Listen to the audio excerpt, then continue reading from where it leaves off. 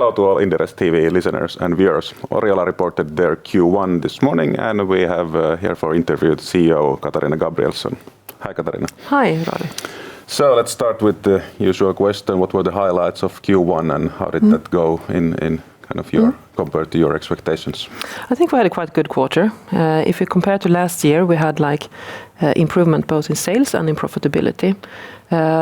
We had 4.5 million reported EBIT this year, and that's 14% growth. And also in this EBIT, we have done 0.7 million euros also of costs for the ERP project that we have done having. So that's an extra cost compared to last year. Yeah.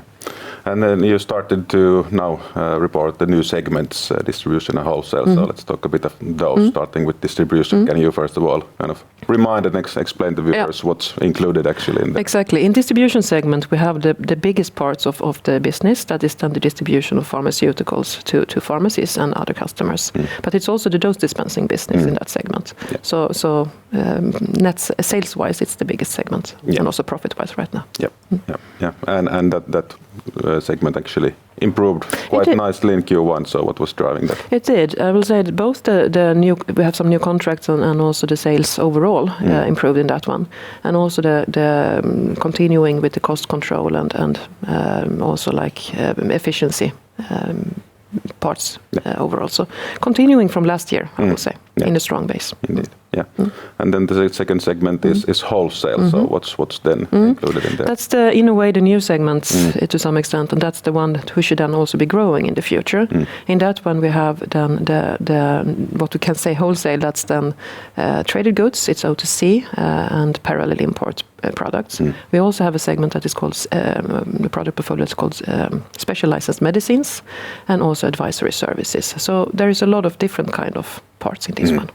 Okay. Yeah. And there you had a slight, not much, but still downwards earnings in Q1. So we had a slow downwards in the earnings. You can say that Sweden and advisory services was going quite well, and in Finland we have a little bit less sales, and that is taking down the profitability. Since we are still also building this segment, so even if we have a new strategy, it was launched in the end of last year. So this is the segment that we build most. Yeah. Okay. Yeah.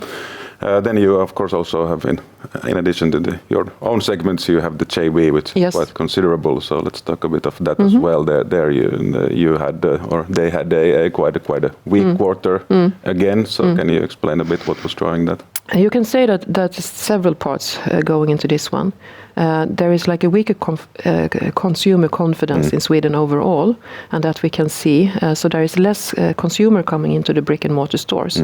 In the e-commerce, we can see a growth, but less consumer coming into the stores. Yeah. And you mentioned in the report and already in Q4 that there's some legislation changes coming that supports your business there. So has that started now already? Is that showing already? Yeah, the first part of it was coming now in March, and then you have a second part that will come in May, in fact.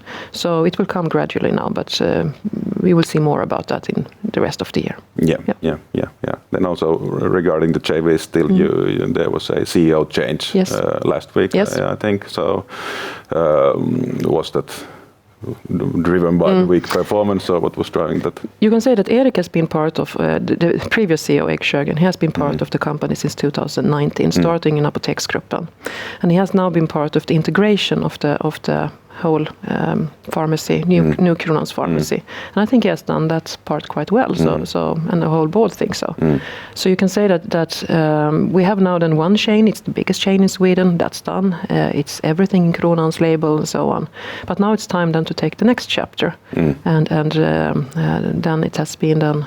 So that we have done the CEO change, and then Thomas Rupsis is now the new CEO since last week. Yeah. And he has also vast experience from the fast-moving consumer goods and retail sector, so I think that will be good. What kind of expectations or kind of task you have for the new CEO? You can say that, of course, the profitability, of course, that's one of the points, but also continue with the integrations and do the really final parts of that one. But focusing on profitability, the processes and the assortments and all the basic parts. Yeah, all right. Then finally, your guidance is regarding your own operations on the EBIT level. So that was kept unchanged. Yes. Can you talk a bit about this? Is that improvement driven more by efficiencies or sales growth, or probably both to some extent? I would say both. So to some extent, of course, we have like the 4% growth that we are saying that we should reach in the strategy, and we can see that the underlying business in Oriola that is improving. And also the market is improving. Of course, there is still consumer confidence. How is that one? Is that going to be growing, or is what will happen? Will it weaken? And we will see, of course. That's one of the risks. But overall, I would say that continuing as we have done, having the cost control, but also then growing. So that's it. Yeah. You mentioned the 4% you have in the financial target. So is that a good target, or kind of a estimate also for each year? Or of course it might fluctuate depending what happens on the market. So this is of course the average one, and but I really believe that we can deliver on that for sure. Yeah, at least in Q1 you were at that level. So, exactly. Yeah. All right. Let's see how the year continues. So thank you, Katarina. Thank you.